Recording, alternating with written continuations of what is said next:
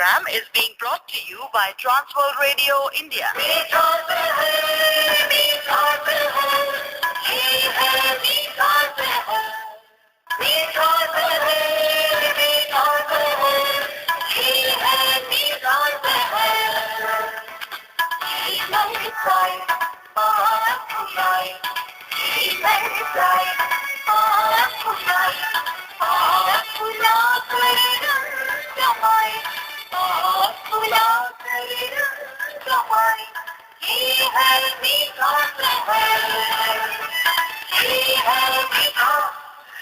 दिन सोमवार बज चुके हैं रात के 10 और रेनबो इंडिया पर आ गए हम लेकर मीठा जहर।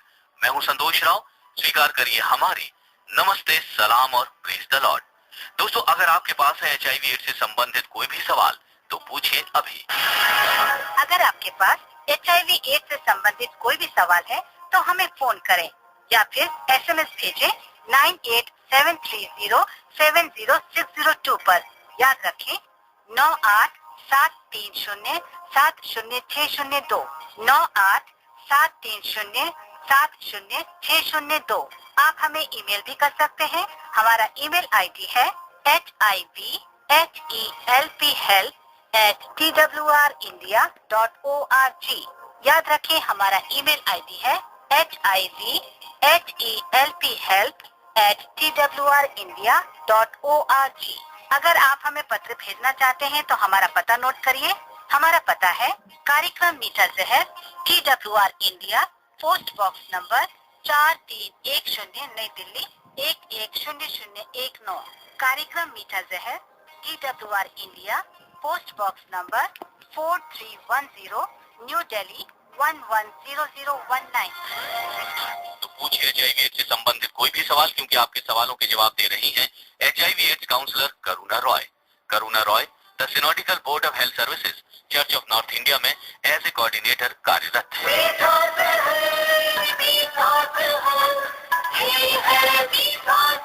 दोनों जी, कार्यक्रम मीठा जहर में आपका स्वागत है। धन्यवाद संतोष जी, और आज सभी सुनने वालों को मेरा प्यार भरा नमस्कार। आज मैं बहुत मायूस हूँ, इसीलिए तो मैंने प्यार भरा नमस्कार कह दिया, उसमें आप भी शामिल हैं।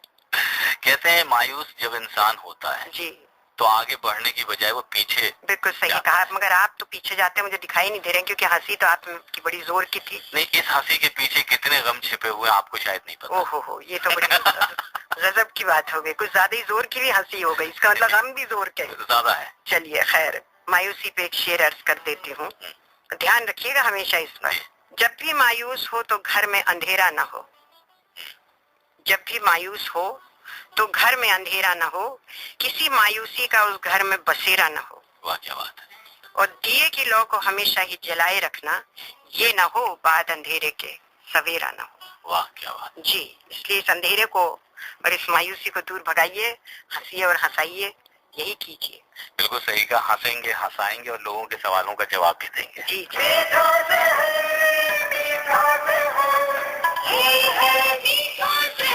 पहला SMS मैं ले रहा हूँ और ये भेजा है, किसने भेजा है नहीं पता, और ये आपसे जानना चाहते हैं। कह रहे हैं HIV टेस्ट किट क्या है, कहते हैं इसे घर पर ही प्रयोग में ला सकते हैं। देखिए, HIV टेस्ट किट जो है उसमें खून की जांच करने के सारे तरीके बताए होते हैं, और खुद आप घर पे मतलब नीडल लगा के खून निकाल के उसकी जांच कर सकते हैं, रिजल्ट भी आपको मिलता है। लेकिन मैं सोचती हूँ ये बड़ा रिस्की है, जोखिम भरा है, खुद इसको कभी ना ट्राई करें। बेहतर यही होगा कि नैको के ICTC सेंटर्स हैं, वहाँ पर बड़े आराम से निशुल्क जांच हो जाती है। तो ये किट की तरफ ध्यान न दें और जाकर के डॉक्टर के और काउंसलर की सलाह के साथ साथ इस जांच को करवाएं। क्योंकि अगर ये कर भी लेंगे तो एक दिल में शंका बनी ही रहेगी कि वो सही था या गलत था। बिल्कुल सही कहा आपने। जी हाँ। एक SMS भेजा है सोनम ने सोनीपत से, ये कह रही हैं रैपिड टेस्ट क्या है। जी हाँ, रैपिड टेस्ट कई तरह के टेस्ट होते हैं HIV के, और उसमें से एक टेस्ट रैपिड टेस्ट है। ये रैपिड का मतलब होता है फास्ट, तेजी से। तो इस टेस्ट में जो रिजल्ट मिलते हैं वो बहुत जल्दी मिल जाते हैं।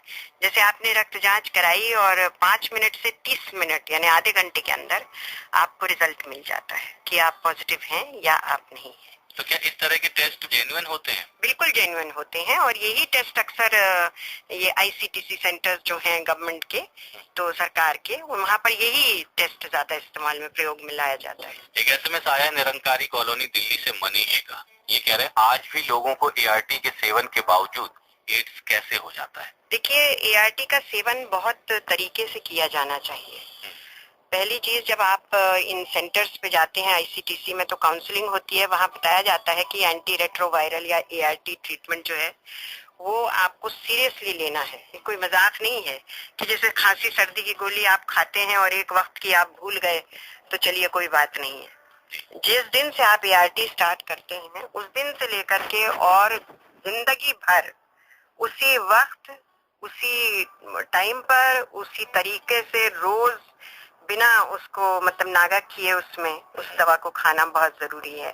और मान लीजिए आपने 10 दिन तक बड़ी अच्छी तरह खाई और 11वें दिन आप भूल गए खाना टाइम पर, या आप बिल्कुल ही भूल गए एक दिन, तो वो 10 दिन की खाई हुई दवा का असर भी किसी काम का नहीं रह जाता। उसके बाद फिर नए सिरे से आप शुरू करते हैं, लेकिन वो बात नहीं होती। इसलिए इसको बहुत सीरियसली लेना जरूरी है। एक एसएमएस भेजा है कानपुर से धर्मेंद्र ने। ये कह रहे हैं आप हमेशा एआरटी की बात करती हैं जो कि होम्योपैथी है, क्या होम्योपैथी और आयुर्वेदिक दवाई एचआईवी को रोक सकती है? रोक तो नहीं सकती, हाँ वही प्रतिरोधक शक्ति को इम्प्रूव कर सकती हैं। जैसे कुछ आयुर्वेदिक दवाएं हैं, कुछ ऐसी होम्योपैथी में भी है कि जो प्रतिरोधक शक्ति है शरीर की वो इम्प्रूव हो जाती है, वो बेहतर हो जाती है। तो ये तो सभी दवाएं इस तरीके का असर करती हैं, चाहे वो एलोपैथी हो, होम्योपैथी या आयुर्वेदिक।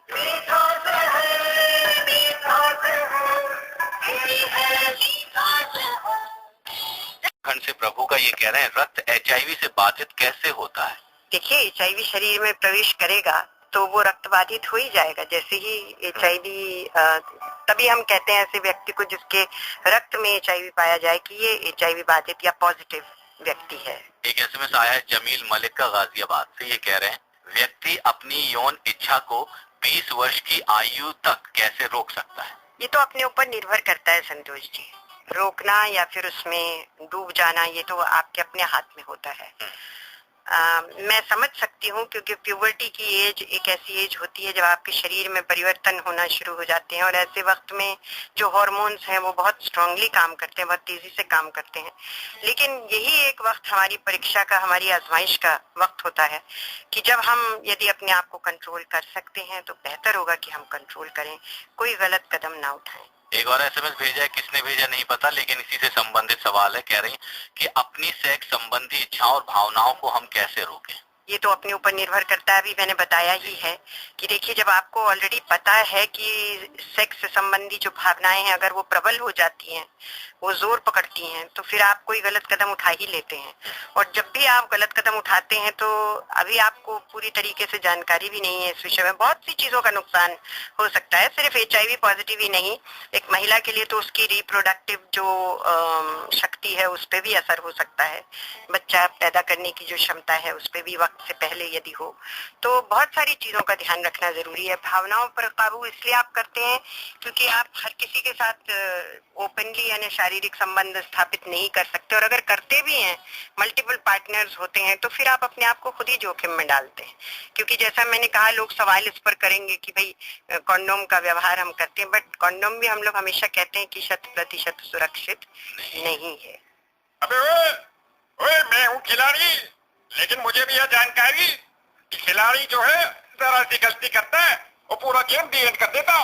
तो इसलिए कह रही हूँ भाई, मेरी तरह सुरक्षा की बेल्ट लेके चला करो और इस एचआईवी वायरस से बच के रहो।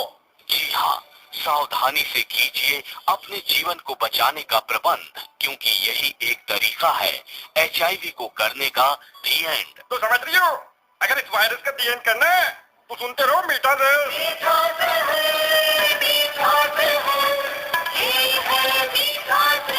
एक एसएमएस आया, करुणा जी किसने भेजा नहीं पता, लेकिन ये कह रहे हैं मैं जन्म से देख नहीं पाता हूँ और मेरा असुरक्षित शारीरिक संबंध भी एक ऐसी लड़की के साथ है जो देख नहीं पाती है। लगभग 2 माह से मुझे सर्दी, खांसी और बुखार चल रहा है जो ठीक नहीं हो रहा है, तो क्या मैं एचआईवी का टेस्ट करवा लूं? देखिए, अगर ऐसा है तो इनको जांच करा लेनी चाहिए। आंखों से न देख पाने से और शारीरिक संबंध स्थापित करने का कोई संबंध नहीं है। वो तो एक शारीरिक इच्छा है जिसको हर इंसान पूरा करता है। अब क्या पता कि इनके भी किसी और से संबंध रहे हों, लड़की के भी किसी और के साथ संबंध रहे हों, तो खतरा तो है। और अगर इनकी ये समस्या है कि 2 महीने से इनको ये प्रॉब्लम चल रही है, तो मैं सोचती हूँ इन्हें जांच करा लेनी चाहिए। गौड़ा जी का एसएमएस आया है कानपुर से विकास का। ये कह रहे हैं कि अभी तक आपने अपने इस कार्यक्रम मीठा जहर में जितने भी एचआईवी पॉजिटिव लोगों से मुलाकात कराई या उनका इंटरव्यू लिया, वो सब लोअर क्लास के लोग थे। क्या एचआईवी इन्फेक्शन सिर्फ नीचे तबके के लोगों को ही होता है? देखिए, इन्होंने बहुत अच्छा सवाल किया है। नीचे ही तबके के लोगों को नहीं होता है, ये तो किसी को भी हो सकता है, ऐसा हम हमेशा से कहते आए हैं। लोअर क्लास के लोगों को आप जो कह रहे हैं कि लोअर क्लास के लोगों को, वो इसलिए लाया जाता है क्योंकि वही लोग ऐसे हैं जो बिना डरे, बिना किसी चीज की चिंता किए अपने स्टेटस को खोल के बताते हैं, सामने आ जाते हैं, और उनको कोई परवाह भी नहीं होती कि दुनिया उनके लिए क्या कहेगी।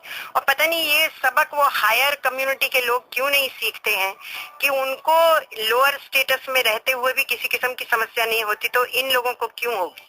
और मैं इनसे गुजारिश करूंगी जिन्होंने ये सवाल किया है कि बेहतर होगा कि ये हमारी इस क्षेत्र में मदद करें, अगर ये कर सकते हैं, क्योंकि इनके दिमाग में बड़ी अच्छी बात आई है।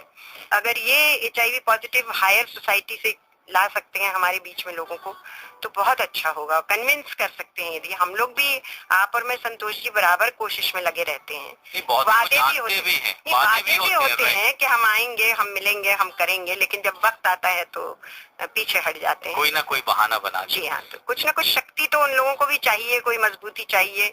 शायद किसी दिन उनका विवेक जागे और वो इस चीज को समझे कि नहीं, हमें भी सामने आना चाहिए। एक एसएमएस भेजा है नीरज ने, कहा से पता नहीं, लेकिन ये क्या, मैं हॉस्टल में रहता हूँ और 3 माह पहले मेरे सीनियर लड़के ने जबरदस्ती मेरे साथ गुदा मैथुन किया।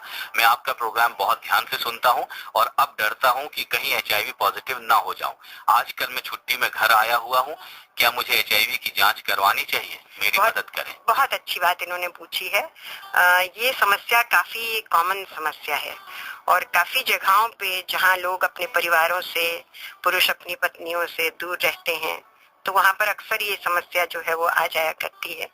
तो अगर इनके साथ इस तरह का कर्म हुआ है तो अच्छा होगा कि ये छुट्टियों में आए हुए हैं तो ये अपनी जांच जरूर करवा लें। करुणा जी, हमारे पास समय बहुत कम बचा हुआ है, तो चलते चलते कुछ और कहना चाहेंगे? चलते चलते संतोष जी की लोगों में शायद दुआओं की कमी है।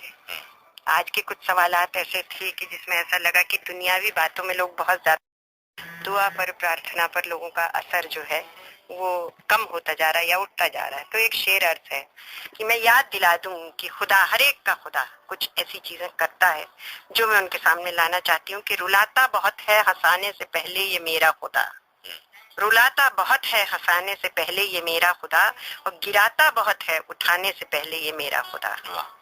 वो ये देखता है कि बंदे में उसकी है कितनी वफा, आजमाता बहुत है बचाने से पहले ये मेरा खुदा। क्या बात जी, तो इस चीज का हमेशा ध्यान रखिए।